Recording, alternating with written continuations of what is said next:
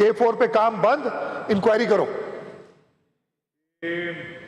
अब वो इंक्वायरी शुरू हो गई। अच्छा, इंक्वायरी एक उधर शुरू हुई, नैब को अलग कागजात भेजे गए, फिर जो एक इन्होंने बनाया डेट कमीशन कोई बनाया था, उसको अलग से कागजात उन्होंने देने शुरू कर दिए।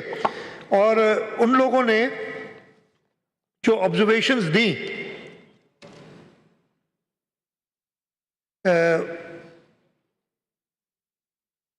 कहाँ गए ये, हाँ जी, ये अलाइनमेंट ऑफ अप्रूवल में ये लिखा है किसने अलाइनमेंट अप्रूव की थी, सब कुछ ये डिटेल्स मौजूद है। तो जनाब उन्होंने कहा जी नेस्पाक इसकी करे इंक्वायरी, पहले तो नेस्पाक रीडिज़ाइन करे। नेस्पाक ने रीडिज़ाइन किया, शुरू उन्होंने वही कहा जो मैंने 10 साल पहले कहा था, 10 साल तो नहीं, 7-8 साल पहले कहा था उस वक्त, कि ये अलाइनमेंट सही नहीं है और इस अलाइनमेंट पे अगर चलना होगा तो आपने और ज्यादा खर्चा करना होगा। जो कि वो जो डेट इंप्लीमेंटेशन कमीशन, उन्होंने भी कहा कि जी अलाइनमेंट चेंज करें। पीटीआई की हुकूमत ने कहा अब ये आप हमें दे दें, हम बनाएंगे, और इसको डिवाइड कर लिया। अच्छा, उसमें भी जब PC1 ओरिजिनल बना था, सिर्फ कन्वेयंस सिस्टम बनाया था किंजर से लेके कराची के एंट्रेंस तक, आगे पानी जैसे देना उसका कोई प्लान नहीं। अगेन ये KWSB ने बनाया था, और ये उस वक्त बनाया था जब KWSB डिस्ट्रिक्ट गवर्नमेंट के अंडर थी। तो ये अच्छा, बिजली का कोई इंतजाम नहीं, ये 50 मेगावाट बिजली चाहिए थी, वो कैसे आएगी। फिर जी फेडरल गवर्नमेंट के साथ बैठे, पहले तो उन्होंने चोर डाकू कहना शुरू किया, फिर उन्होंने रियलाइज किया कि नहीं, वाकई इसमें पूरा फ्लॉज हैं और इसको दुरुस्त करना पड़ेगा। तो उन्होंने कहा कि जी हम कन्वेयंस सिस्टम हम बना लेते हैं और आगे ऑगमेंटेशन और पावर ये सिंध हुकूमत करे। ऑगमेंटेशन और पावर का तकरीबन 100 अरब रुपए का खर्चा था, एडिशनल जो इन्होंने पहले नहीं सोचा था। बाकी रह गया कन्वेयंस सिस्टम, वो हम करेंगे। अब वही स्कीम जो 25 अरब की थी, क्योंकि 80 अरब रुपए 2007 में बनी थी 25 अरब रुपए में, और 2018 में जाके 11 साल बाद हमने कहा कि ये तकरीबन 80 अरब रुपए में कॉस्ट आएगी। 2008 से 2020 तक 2 साल में जब पीटीआई ने उसकी एस्टिमेट्स लगाई तो कहा 126 अरब रुपए की है, ये रिकॉर्ड पे 126 अरब रुपए का PC1 अप्रूव हुआ है, 126 अरब रुपए भी फेडरल गवर्नमेंट वो स्कीम एग्जीक्यूट कर रही है। मैं खुश नहीं हूं उसकी एलोकेशन से। मैंने जब तकरीर की थी, जब इधर प्राइम मिनिस्टर साहब आए थे, तो मैंने कहा था कि अभी 80 अरब रुपए रहते हैं इस स्कीम को कंप्लीट करने में, और आप मेजॉरिटी फंड्स अगले साल की जो आएगा 23-24 के बजट में डालें ताकि स्कीम कंप्लीट हो सके। लेकिन सिर्फ 15.5 अरब रुपए रखे गए। मैं कल भी प्राइम मिनिस्टर साहब से मिला हूं, उसका भी जिक्र करूंगा मीटिंग का थोड़ा सा, और ऑब्जेक्ट किया है कि ये सही, ये मुनासिब नहीं है। और उन्होंने कहा है कि जी हम बोरो कर लेंगे बैंक से, हम कहीं भी पैसे पूरे कर देंगे, लेकिन जो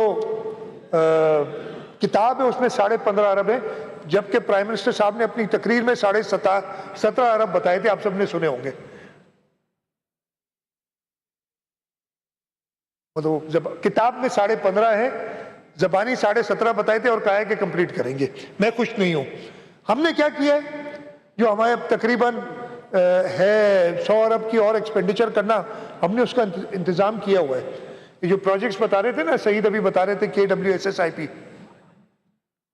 52 अरब रुपए की सिर्फ ऑगमेंटेशन का खर्चा है। वो PC1 तैयार करके वर्ल्ड बैंक से अप्रूव करा के उसकी प्रिलिमिनरी, वो इस वक्त मार्च में हमने भेज दी थी, इस्लामाबाद एक्निक में है इस वक्त, इंशाल्लाह जल्दी उसको अप्रूव करा लेंगे।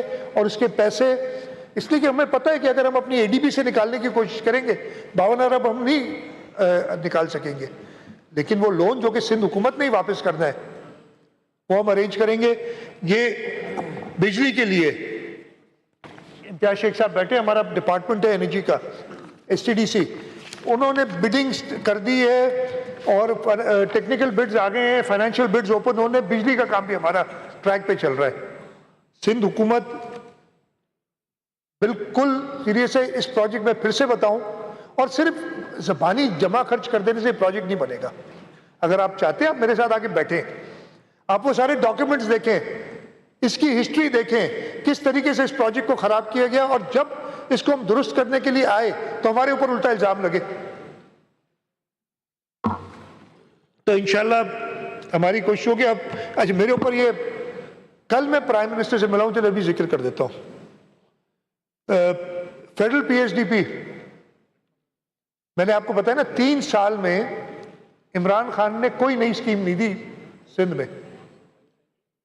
जब पिछले साल बजट आया 2022-23 का, 30 मई को मैंने खत लिखा वफाक को, प्राइम मिनिस्टर साहब को, और मैंने उस खत में लिखा कि जी ये पिछले 5 साल का रिकॉर्ड है, किसी सूबे को 55 नई स्कीमें, एक को 79, एग्जैक्ट नंबर्स मेरे पास नहीं है, सिंध को 0 new schemes in the 3 years। जो इमरान खान, जो आप लोग उनके थे, वो कितने 1.3 ट्रिलियन की बात करके गए थे, फेडरल पीएचडीपी में एक नई स्कीम नहीं डाली थी। मैंने खत लिखा, अनफॉर्चुनेटली जब पहला वर्जन आया उसमें अगेन 0। तो कोalition गवर्नमेंट नहीं बनी थी, People's Party, PMLN, MQM, BAP और JUI, इन सब की। तो वो फेडरल गवर्नमेंट ने कहा कि हम पैसे नहीं है, कोई नई स्कीम नहीं डाल रहे। हम उनके पास वापस गए, हमने कहा जी पैसे नहीं, हम नहीं सुनना चाहते, हमें इक्वलाइज करो। पिछले 3 साल में जो नाइंसाफी सिंध के साथ हुई वो पूरी करो। खैर बहुत ज्यादा कोशिश के बाद 7 नई स्कीमें डाली गई उस पीएचडीपी में। अनफॉर्चुनेटली उन 7 स्कीम्स में से 4 स्कीम्स पे 1 रुपया रिलीज नहीं हुआ, और 3 स्कीम्स पे 300 मिलियन करके 900 मिलियन रिलीज हुए। इस साल की जब बजट आई दोबारा हमारे साथ यही किया गया। इस वक्त आप जो ये नंबर देख रहे हैं ना, इधर आप देखेंगे इस किताब के अंदर अदर फेडरल ग्रांट्स। अच्छा, इसमें अगर आप देखेंगे बजट एस्टिमेट है 6 बिलियन जो इस साल का, मिले हैं 12.5 अरब। लेकिन ये 12.5 अरब वो जो स्कीम्स हैं आपकी SDGs वाली, वो पैसे आए हैं सिंध में। These are not the original schemes. ये जो कॉन्स्टिट्यूंसी वाइज 500 मिलियन है, वो स्कीम्स है। इस साल नेक्स्ट ईयर जो आना है, जब इन्होंने बजट आया तो 4 अरब रुपए रखे हुए थे इस पे।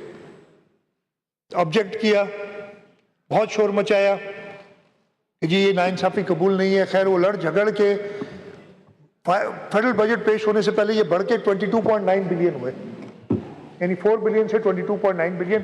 5-6 दिन में हमने ये काम किया, लेकिन हम खुश नहीं थे। मैंने इनको स्कीम्स भेजी थी, और सबसे टॉप पे जो स्कीम था, अगर कोई चाहे खत देख लीजिएगा, टॉप पे स्कीम थी कि कलरी बिगाड़ सिस्टम को हमने इंप्रूव करना है to provide water to Karachi. इसलिए K4 आप बना ले, पानी तो लाना है ना। मेरे ये कह रहे पानी नहीं दोगे तुम, यार भाई पानी होगा तो दूंगा ना। एक चीज बना लेने से कुछ नहीं होता, उसको आपने चलाना भी है। ये जैसे डैम की बात करते, मैं हमेशा कहता हूं कि हवा से डैम भरोगे, पानी नहीं है तो आपने पानी कंजर्व करना है। वो KB फीडर की स्कीम पूरी तकरीबन 80 बिलियन की है। सब पहले नंबर पे वो डाली काट दी। कल हम गए थे, कुछ खबर भी उसकी आई है कि हम गए थे प्राइम मिनिस्टर साहब के पास, फेडरल मिनिस्टर्स भी कुछ थे, और हमने उन्हें बड़ा क्लियरली कहा कि जी ऐसे नहीं होगा, सिंध के साथ नाइंसाफी कंटिन्यूसली आप नहीं करेंगे। इवन जो फेडरल, मैंने बताया ना कि हमारी स्कीम्स थी उसमें 0 रिलीजेस, और बाकी कुछ सूबों की, अच्छी बात है आप डेवलपमेंट करें, कुछ सूबों की स्कीम्स में आउटसाइड बजट एलोकेशंस। किसी को चाहिए तो मैं आपको पूरी डॉक्यूमेंट दिखा दूंगा बैठ के, जो होमवर्क किया हमने पिछले 5-6 दिन में, और उनके पास गए। तो अगेन मंडे को हमारी मीटिंग है, प्राइम मिनिस्टर, ये फेडरल मिनिस्टर्स को उन्होंने हवाले किया था। एक जो खुशखबरी मैं आपको बता दूं, एक हमने उनसे कहा कि जो फ्लड रिलीफ की, हाउसिंग वाली स्कीम है, हाउसिंग वाली स्कीम में हमने कहा था कि जो 660 अरब रुपए की मैंने टोटल स्कीम बताई थी, उसका 1/3 दे रही है वर्ल्ड बैंक। मैंने कहा दूसरा 1/3 जो है ना, वो हमने और आपने मिलकर करना चाहिए, यानी फेडरल गवर्नमेंट और प्रोविंशियल गवर्नमेंट ने। और इस सिलसिले में हमने अपने अगले साल की बजट में 25 अरब रुपए रखे। फेडरल गवर्नमेंट ने, कल प्राइम मिनिस्टर ने डायरेक्ट किया कि वो मैच करेंगे 25 अरब वो हाउसिंग स्कीम के लिए रखेंगे एडिशनल, इंशाल्लाह ताला होपफुली आ जाएंगे। और उसके बाद मैंने दोबारा 2 स्कीम सिर्फ दी है कि ये 2 आप ऐड करें, और प्राइम मिनिस्टर ने उनको टाइम दिया। एक स्कीम थी जैसे मैंने बताया केवी फीडर की to provide water to Karachi, ताकि हम ना सिर्फ 260 MGD बट पूरा 650 MGD पहुंचा सके कराची तक, उसकी इंप्रूवमेंट। दूसरी स्कीम सरदार शाह साहब, वो जो स्कूल्स की आपने अपनी तकरीर में भी कहा था कि हमने 12 अरब के करीब की स्कीम भेजी, उन्होंने कुछ पैसे नहीं रखे, वो मैं फिर दोबारा कह हूँ कि आप रखें before you close the budget. अब कोशिश करेंगे, आज चेयरमैन साहब ने भी बड़ी सख्त एक स्टेटमेंट दी है इस सिलसिले में कि अगर फेडरल गवर्नमेंट नहीं देगी तो ऑब्वियसली गवर्नमेंट है, हम साथ देंगे, जो भी करेंगे, लेकिन इस तरीके से हम आगे नहीं चल सकते कि आप सिंध के साथ कंटिन्यूसली जो है जो भी सक्सेसिव गवर्नमेंट आए वो करती रहे और हमें लड़ाते रहे आपस में। मैं उसकी भी जिक्र करूंगा, हमें आपस में लड़ाते रहे, चाहे वो सेंसस हो। और आप लोग तो ऐसे जल्दी से उस ट्रैप में फॉल हो जाते हैं, शुरू हो जाते हैं तकारीर करना और प्रेस कॉन्फ्रेंसेस करना। वो भी सेंसस पे आऊँगा तो वो भी सारी बताऊँगा कि क्या हुआ। तो मेरी यही रिक्वेस्ट है फेडरल गवर्नमेंट से कि आप सिंध के साथ इंसाफ करें और सिंध को अपना हक दें। अच्छा, मैं जा रहा था आगे, ख्वाजा साहब ने बड़ी बड़ी अच्छी स्पीचेस की हैं, लीडर ऑफ द ऑपोजिशन रहे हैं। जब मैं लीडर ऑफ द हाउस था, एक 3-3, 4-4 घंटे आपने कल कहा भी था स्पीकर साहब इनको कि भाई कितनी देर बोलोगे, तो लेकिन कोई इस दफे मज़ा नहीं है, तैयारी नहीं थी ना, आपके शेरों में मज़ा था। एक तो आप दिल से तकरीर कर नहीं रहे थे, वो सब नज़र आ रहा था, पता नहीं क्या वजह थी। कोई मसला है तो यार बता दो। आपके दिल का हाल जानते हैं भाई, अपने दोस्तों के दिल का हाल जानते हैं, तो मज़ा नहीं आया। अच्छा, उन्होंने शुरू किया और जब वो कहा मैं सर पकड़ लिया, एक कराची की हिस्ट्री जो बता रहे, फिर जो क्लास ली सरदार शाह ने वो सबने देखी। सबको पता चला आएगा अभी थोड़ी देर में आएगा, गारंटी नहीं तो पैसे वापस। तो कराची की वो हिस्ट्री बताने लगे। अब याद होगा साहब को, एक बजट तकरीर में मैंने उनसे कहा था यार आप बहुत पीछे चले गए, नई बातें करें, आप पुरानी बातें जो गुजर गई हैं।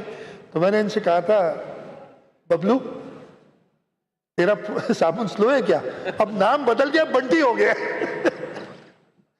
बंटी तेरा साबुन अभी भी स्लो है। तो कराची कहते हैं कि 1947 में कराची था ही नहीं, और देख लो भाई सहरा था, सहरा, रेवेन्यू पे भी आता हूँ, अरे मेरे भाई रेवेन्यू पे भी आता हूँ, सहरा था, कुछ भी नहीं था वो भाई। कराची तो खैर मैं अभी क्या बताऊँ, इतनी ज्यादा डिटेल में बता दिया था। हाँ, कराची नया शहर है, सिंध की तहजीब 5000 साल पुरानी है मोहनजोदड़ो से, कराची रिलेटिवली नया शहर है, रिलेटिवली नया शहर है, लेकिन यार भाई 1947 वाला शहर नहीं है, कराची नया शहर है बिल्कुल। सिंध मेरे भाई, ये जो कराची शहर बना है ना, उस हिसाब से सबको पता है, खैर वो हिस्ट्री में इतनी नहीं बेहतर जानता, 711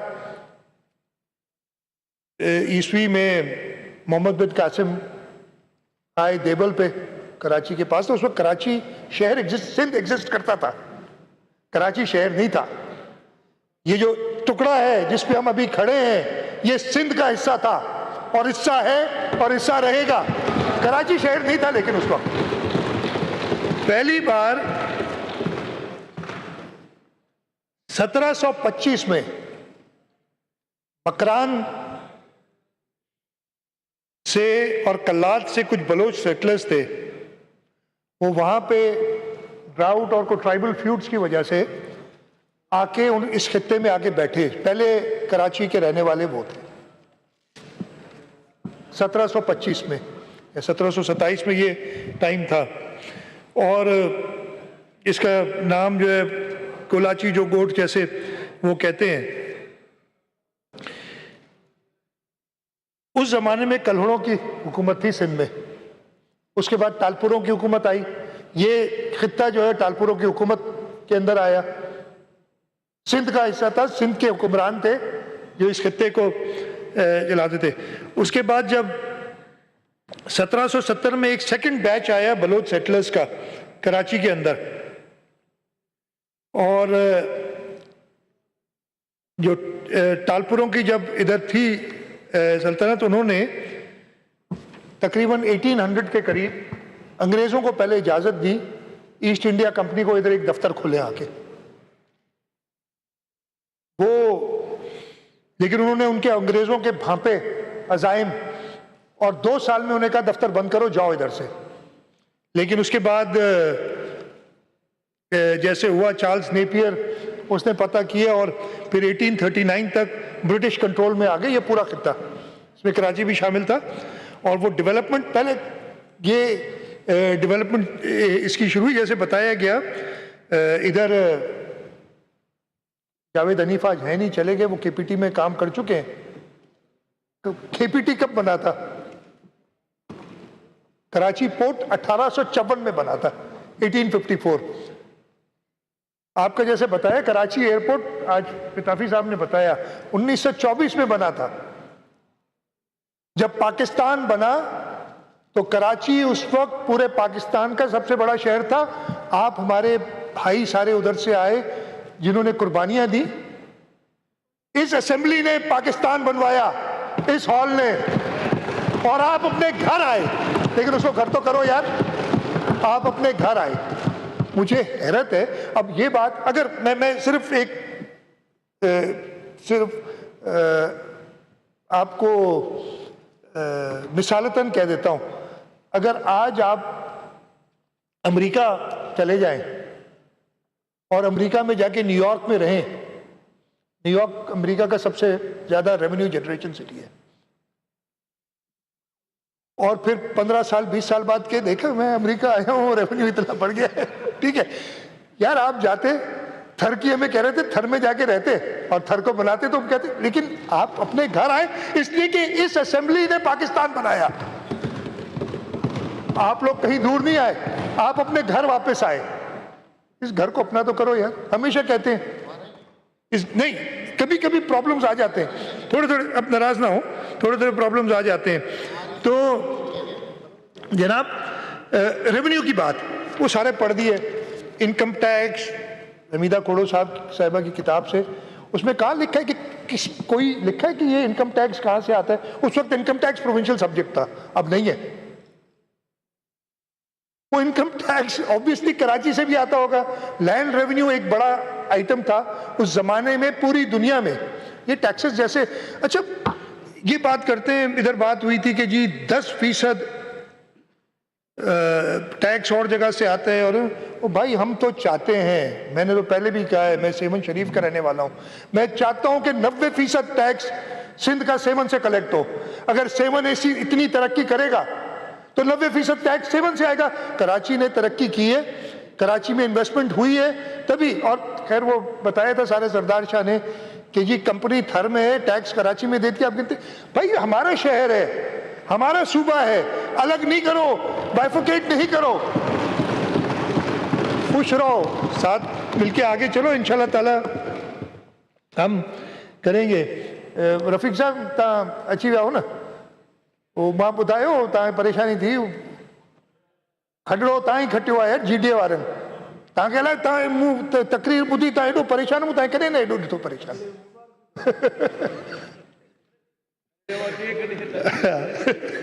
सो तव्हांखे मुबारक हुजे, तव्हां खटियो आहे, पोइ तव्हांखे परेशानी अलाए छो हुई, ऐं मूं हिते ॿुधायो त जेके पैसा असांखे मिलिया तव्हां उन वक़्तु कोन हो। अच्छा जी,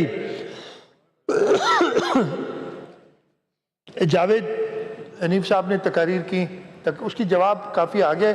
अगेन मेरी बहन चली गई इस वक्त। कभी कभी आप कोशिश ये करें कि अनहोनी में आप किसी को, और मैं भी अगर करता हूँ तो मैं माजरत करूँगा कि अगर किसकी दिल आज़ारी होती है, आप जिस टोन से तकरीर करते हैं, जो चेहरा बना के कहते हैं और फिर कहते हैं ये धमकी है और ये है, तो अच्छी कोई बात नहीं है। मैं सिर्फ इतना कहता हूं यार, पिछले 3-3.5 साल बड़े मुश्किल गुजरे हैं सबके ऊपर। मैं खुद और आप भी कभी कभी उनके साथ मिल जाते थे, इधर सामने आके मुंह पे गालियां लिटरली देते थे, लिटरली गालियां देते थे सामने खड़े हुए। मैं पिछले 10-15 दिन मैंने कुछ ट्रैवल किया इस्लामाबाद, 2-3-4 बार जाना हुआ है। इधर हमारी हालत ये हो गई थी, और मैं बता रहा हूं बड़े, इसलिए कि बदतमीजी का तूफान जो शख्स ने पैदा कर दिया था इस मुल्क में, कि हम चाहते थे कि यार जहाज में बैठेंगे कोई बदतमीजी कर देगा, क्या करेगा आदमी, इंसान है, किसी से लड़ तो सकता नहीं है। आप किसी से जोर से बोल दें तो आप चीफ मिनिस्टर हैं या आप कोई है तो आप ही के नाम खराब होगा। हाँ, दिल तो ये चाहते जहाज से फेंक दे, लेकिन आप फेंक सकते, हम नहीं फेंक सकते। हाँ जी, लेकिन अभी मैं गया, एक माहौल फर्क नजर आ रहा है। मुझे याद है जब हम 2016 में मैं चीफ मिनिस्टर बना था पहली बार, वो पहले 2 साल जहां निकलते थे लोग खुशी से मिलते थे, सेल्फियां बनवाते थे, और अचानक ऐसा दौर आया कि लोगों से डर लगने लगा। और डर और नहीं था, डर इज्जत का होता है आदमी को अपनी, कि कोई कर दे, और आजकल ये सेलफोन है, कोई वीडियो बना दे, कोई की चीज कर ले, ये माहौल पैदा कर दिया था। अब इस माहौल से आप मैच्योर पार्टी है, इस माहौल से निकलें, साथ मिलके काम करें, और हम साथ मिलके काम कर रहे हैं। जैसे पूरे सिंध में हमने स्कीम्स दी हैं, हमने कराची के अंदर भी, और ये दिखाई भी थी लिस्ट, ये आपने दिखाई थी ना शायद, जो नामों के साथ भी जो रिकमेंड, ये सारी लिस्ट है। और बताओ अगर स्कीमें नहीं दी है, अच्छा जीडीए वाले दोस्त कहते हैं हमें स्कीमें नहीं दी, भाई आपके इलाकों में सांगड़ से हैं, सांगड़ के रोड जाके देखे, सांगड़ में तो काम तो किया है ना हर जगह पे पाकिस्तान पीपल्स पार्टी ने, इररिस्पेक्टिव के हमें वहां से वोट मिला या नहीं मिला। कुरंगी के अंदर 8,000 रोड, 10,000 रोड, पता नहीं 2 ब्रिजेस, ये सब बनाई थी ना, वोट तो हमें नहीं मिलता वहां से, लेकिन जरूरत थी, वो बनानी है, हमारा फर्ज है, हमारा काम है। तो भाई जी, वो टाउन जीत गए, अब वो टाउन जीत गए बता रहे मुझे सही। तो ये सारी स्कीम जब मैं दोबारा पढ़ूंगा, इतनी सारी हमने काम जो पिछले 5 साल में किया है, ये लिस्ट पूरी मौजूद है, मैं नहीं पढ़ना चाहता दोबारा, आपको टाइम ज़्यादा नहीं लूँगा। 1-2 चीज़ें और मैं, इसलिए कि टाइम भी ज़्यादा हो जाएगा, मैं नहीं चाहता कि आप लोगों ने बड़ी तामुल से सबको सुना, और इस साल मज़ा है बहुत सालों बाद स्पीच करने का भी, लोगों को बताने का भी, इसलिए कि जो मैंने बताया ना माहौल जो क्रिएट कर दिया गया था इस ऐवान में पूरे मुल्क में, अब वो बेहतरी की तरफ जा रहा है। वो रमज़ान में सब नेकियां करते हैं, कहते हैं अल्लाह ताला शैतान को बंद कर देते हैं, तो वो उस टाइम में शैतान बंद हो गया, सबके जो है, मैं लफ्ज़ नहीं आता क्या कहूँ, अखलाक बेहतर हो गए। हम खुद एक दूसरे से पता नहीं कैसे बात करने लगे थे यार, अभी बैठे बैठे बात कर रहे, फिर कहते हैं हमारे बेहतर थे यार, पीछे तुम्हारे है ना वास रहे वो खुशी से बात कर रहे आपके बेहतर ठीक है मैं भी बताता हूँ उसका भी भाई, बिल्कुल। तो 2 चीजें और, पहले मैं साइक्लोन का जिक्र कर दूं, ये साइक्लोन अभी आना था, मैं एक दिन असेंबली में आके मैंने जिक्र भी किया था, अल्लाह ताला का बड़ा करम रहा। और मैंने जब मीटिंग्स की थी, मैंने हाउस में भी कहा था कि देखो हमने अपनी पूरे काम करने, और मैं बहुत शुक्रगुजार हूँ इंतज़ामिया, फौज, नेवी, रेंजर्स, और सबसे ज़्यादा हमारे इलेक्टेड MPs और MNAs। उन्होंने नेशनल असेंबली का बजट छोड़ दिया, उन्होंने सूबाई असेंबली का बजट छोड़ दिया, अपने लोगों से मैंने वीडियोस देखी हैं, भेजी हैं, मिन्नतें कर रहे हैं यार निकलो इधर से। और अल्लाह ताला ने हमारे ऊपर, मेरी ये बिलीफ है कि अगर आप अपनी मेहनत खुद करते हैं, अपनी हिम्मत करते हैं, तो रब पाक खुद ही मदद करते हैं। देखते हैं कि मेरा बंदा जो है ये, इसी वजह से अल्लाह ताला ने वो बड़ी आफत आनी थी, वो टेरी, और जो है वो वीक भी हो गया साइक्लोन जो था, और उसके साथ साथ जो है उसकी डायरेक्शन भी चेंज हुई। लेकिन मैं आपको एक बात बता दूं कि पिछले 3 दिनों में मिट्टी में 196 मिलीमीटर बारिश हुई है, इस्लाम कोट में 146 मिलीमीटर, और ये आज 12 बजे तक का डेटा है, हो सकता है अभी भी बारिश हो रही हो। और डीपलो में 175 मिलीमीटर बारिश हुई है। कुछ डेथ्स भी हुई हैं, 2 या 3 टोटल इस तूफ़ान के दौरान, और लोगों के घर काफ़ी जो है डैमेज हुए हैं। और इंशाल्लाह ताला हम हुकूमत सिंध पूरी कोशिश करेगी कि अपने लोगों की मदद करे। तो ये साइक्लोन की वजह से मैं आखिर में, before I wrap up and go to my last part, मैं सेंसस पे बात ज़रूर करना चाहूँगा। ये फाइल इतनी मोटी थी, मैंने अभी इसमें से आधे से ज़्यादा ऑलमोस्ट 70% कागज़, 75% कागज़ निकाले, और क्या सिर्फ वो जो मैं भी बता सकूं, इसलिए पूरी कहानी बता। ये कहानी शुरू होती है 2017 से, जब ये सेंसस कर रहे थे 2017 वाला। उस वक्त मैंने फेडरल गवर्नमेंट से कहा था कि हमें मंजूर नहीं है सेंसस, जिस तरीके से आप कर रहे हैं। बहुत ऑब्जेक्शंस की, लेकिन वो सनी अनसनी कर दी। फिर वो फेडरल गवर्नमेंट में, नेशनल असेंबली में, सेनेट में, सब ने इतराज़ किया। और उसके बाद हुआ ये कि सेंसस जो है प्रोविजनल मंजूर किया सीसीआई ने 2018 में, और ये कहा कि जी 5% इसकी होनी है, 5 था या 10% था, वैलिडेशन होनी है और सब कुछ होना है। जो बात की गई थी, अब मैं फिर से कहूँगा, जब ये दोबारा आया सीसीआई में 2020 में, मैं वाहिद उधर मेंबर था सीसीआई के अंदर सिंध का, जिसने इसको सब 7 लोग मेरे मुखालिफ थे। जैसे सीसीआई में 4 चीफ मिनिस्टर होते हैं और 4 और लोग होते हैं, प्राइम मिनिस्टर हेड करता है, 3 और वफाकी वज़रा होते हैं। सख्त मुखालफत की, मैंने कहा जी ये सेंसस मंजूर नहीं है, आप इसको अप्रूव ना करें। मैंने डिसेंटिंग नोट दिया। उसके बाद हमारी काबीना ने फैसला किया, उसको हमने पार्लियामेंट में चैलेंज किया। पहली बार हुआ है, इसलिए कि तरीक़ाकार आइन में ये कि सीसीआई जाता है पार्लियामेंट में, और पार्लियामेंट में चैलेंज होने के बाद जब उधर आया तो सिर्फ पीपल्स पार्टी एक जमात थी, सिंध की जो रिप्रेजेंटेटिव जमातें थी उसमें, बाकियों को तो इतना परेशानी नहीं थी सेंसस की। जिसने अपोज किया, मुत्तहिदा कौमी मोर्चा ने भी असेंबली में अपोज नहीं किया। मोहतरम आपके जो मिनिस्टर साहब थे अमीनुल हक साहब, उन्होंने एक कैबिनेट मीटिंग में एक नोट लिखा था ज़रूर, लेकिन अगेन उसमें ये नहीं कहा था I am very happy, I am not saying, मैं थोड़ा सा कि अगर आप ये कर देंगे कि दोबारा सेंसस कर लें। चलें जी, सेंसस दोबारा हो गया, हमने कहा इस दफ़े कुछ बेहतर काम करना चाहिए। अप्रैल में गवर्नमेंट चेंज होती है, मियां शहबाज शरीफ साहब वज़ीर आज़म बनते हैं। अप्रैल के बाद एकदम मई और जून में ये बजट वगैरह का आ जाता है। 14 जुलाई को मैं एक बड़ा डिटेल 3 सफ़े का ये सिंगल लाइन टाइप ख़त है, जिसमें मैं सेंसस की इम्पोर्टेंस बताता हूँ हमारे सूबे के लिए, और कहता हूँ कि मेहरबानी करके जो काम करें। कुछ रिकमेंडेशंस दी मैंने इसमें कि ये होनी चाहिए, और मैंने बल्कि लिखा मियां शहबाज शरीफ साहब को, prime minister and chairman of the CCI, और सारे सीसीआई मेंबर्स को लिखा ये ख़त। खैर इन्होंने कुछ नहीं बात सुनी, और जब सेंसस शुरू हुआ तो 3 मार्च को मैंने अगेन एक एहसन इकबाल साहब को डिटेल ख़त लिखा, और उसकी आखिरी सिर्फ लाइन पढ़ देता, उससे आपको अंदाज़ा हो जाएगा कि हमारा क्या था। मैंने लिखा ji, it is respectfully intimated that the government of Sindh doesn't find itself in a position to assist the federal government in this most critical, essential and important exercise unless its concerns are fully addressed. हम ये कह रहे हैं, और आपकी जमात का एक शख्स, नाम नहीं लूंगा, प्रेस कॉन्फ्रेंस कर रहा है, और ये मेरे पास वीडियो क्लिप भी है। मैं सिर्फ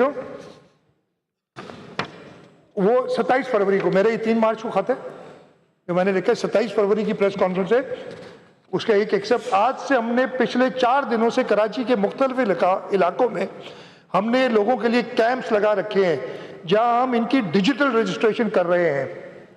आज से एमक्यूएम अगले 5 दिनों तक हमारे कारकुनान और एमक्यूएम का जो पुराना नेटवर्क है, वो हर डोर स्टेप पे लोगों के दरवाजों पर जा रहा है, और वो जाकर लोगों से इस मरदमशुमारी से पहले हमारी मरदमशुमारी पूरी हो चुकी होगी। आप तो बड़े तैयार थे, मैंने कहा जी हुकूमत सिंध तैयार नहीं है, आप हमें डेटा नहीं दे रहे, आप पूरे तैयार थे।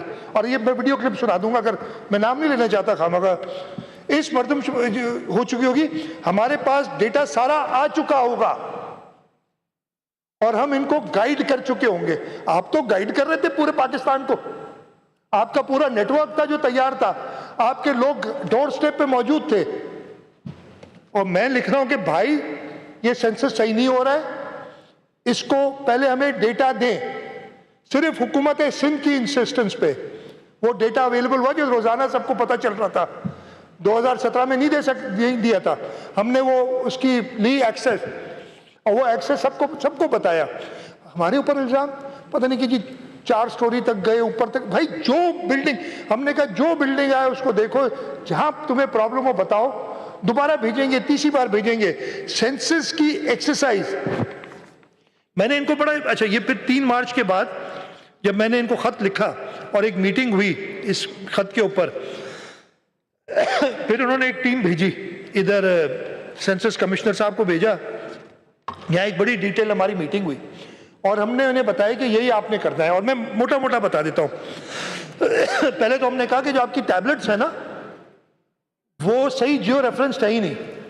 आप किसी जगह पे जाके खड़े होते हैं और मैं अगर इन्यूमरेटर हूँ, मुझे कहते हैं जी ये तुम्हारा इलाका है, सिंध असेंबली तुम्हारा इलाका है, और मैं सिंध असेंबली में खड़ा होता हूँ तो मैं अपने जियो रेफरेंस से बाहर हूँ। और ये वीडियोस के जरिए उन्हें दिखाया गया और साइट वीडियो लिंक पे लिया हमने सीएम हाउस में, कहा कि ये देखो, कहा जी बिल्कुल ये दुरुस्त है, ये हमें दुरुस्त करना है। फिर हमने इनसे कहा कि आप इंफॉर्मेशन की डिसेमिनेशन करें। मेरी 2017 में भी उनको खत था कि मेरे घर पे अगर आते हैं सेंसस वाले और वो सेंसस का फॉर्म भरते हैं तो उसकी एक कॉपी मुझे दें, ताकि मेरे पास रिकॉर्ड तो हो कि क्या गिन के गए मेरे पास। और हम पॉलिटिकल एक्टिविस्ट हैं, सोशल एक्टिविस्ट हैं, अगर मुझे अपने मोहल्ले का पूरा हिसाब रखना है कि इन्होंने सही गिना है कि नहीं गिना है, या उस ब्लॉक का हिसाब रखना है, ब्लॉक में 200-250 घर होते हैं, तो उन 250 घरों की मैं जमा करूंगा ये सबके पास से जाके और देख लूंगा यही नंबर आ रहा है फाइनल सेंसस में कि नहीं। मैंने कहा कि पहले तो उन्होंने नहीं दिया, अब आप एक काम करें, अब तो डिजिटाइज है सारा, आप फोन नंबर सबसे ले रहे हैं, आप एसएमएस के जरिए इनको बता दें। इन्होंने मुझे सेंसस वालों ने कहा बिल्कुल ये हो सकता है, इसमें कोई मुजाहिरा कोई बात नहीं है, ये हो सकता है, लेकिन वो भी नहीं किया इन्होंने। खैर ये मैंने खत लिखा था।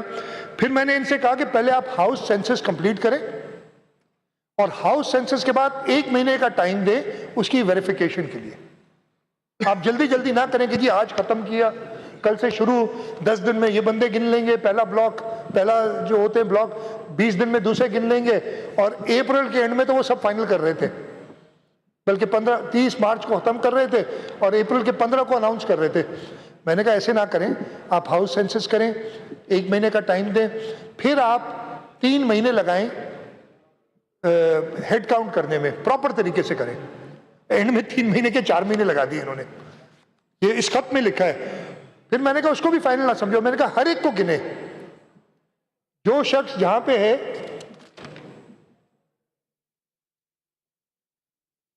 बुधाया तो हियर तो बुधाया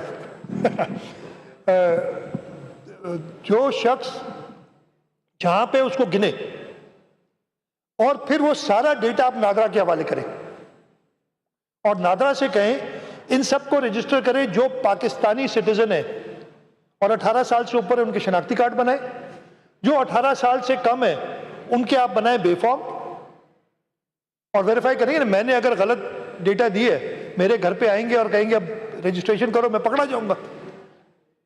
और जो गैर कानूनी लोग इधर हैं, चाहे वो किसी स्कीम के तहत हैं, अफगानी जैसे होते हैं क्या, उनको लिखें, आप पूरी डेटा निकालें।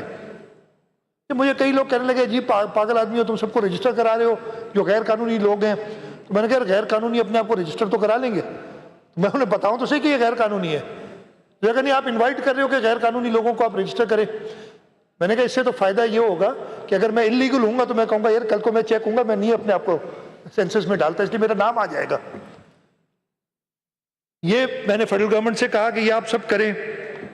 फिर मैंने इनसे कहा कि आप हमें डेटा दें एट ऑल लेवल्स, जो असिस्टेंट कमिश्नर है उसको अपने एरिया का डेटा पूरा दें, फिर डीसी को दें, कमिश्नर्स को दें, सीएस तक ये डेटा सारा हो।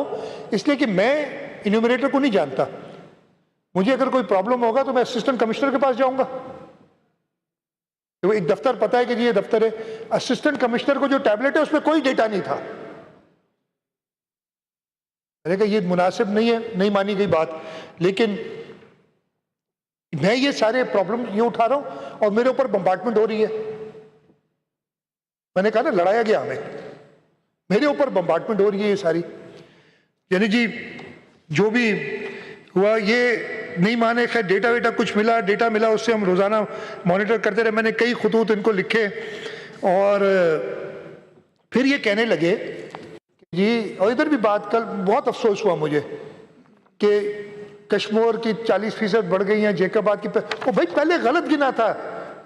बलूचिस्तान की 50-60% बढ़ी इसलिए कि पहले गलत गिना कि 2017 फेडरल गवर्नमेंट भी हमें कह रही है जी ग्रोथ रेट जो है ना आपकी अब नॉर्मल आ रही है। और मैंने कहा कि आप ग्रोथ रेट कर रहे हो या बंदे गिन रहे हो? ग्रोथ रेट से क्या बंदे गिनो? इस कमरे में इस वक्त 100 बंदे मौजूद हैं तो 100 होंगे। आप ये नहीं कि कल इस कमरे में 50 लोग थे ये तो 100% बढ़ गए। जो बंदे हैं वो गिनो। अब वो टारगेट्स, ये पंजाब की ग्रोथ रेट इतनी कम है, बेंचमार्क ग्रोथ, मैंने कहा बेंचमार्क ग्रोथ रेट का क्या मतलब है? फिर सेंसस की जरूरत क्या थी? 2017 के नंबर उठाते, उस पर ग्रोथ रेट डालते, कहते भाई तुम्हारी ये आबादी है। अब इतना मैंने झगड़ा किया और मुझे उधर से अलग और अनफॉर्चुनेटली इधर से अलग सुननी पड़ी बातें कि एक वजीर आला है जो हमें गिनना नहीं चाहता। वो मैं पागल हूं कि ये सारी चीजें कर रहा हूं बैठा हुआ सबके लिए। तो मैं बिल्कुल इनके डेटा पैंटीन जिसमें है चावलों का पानी और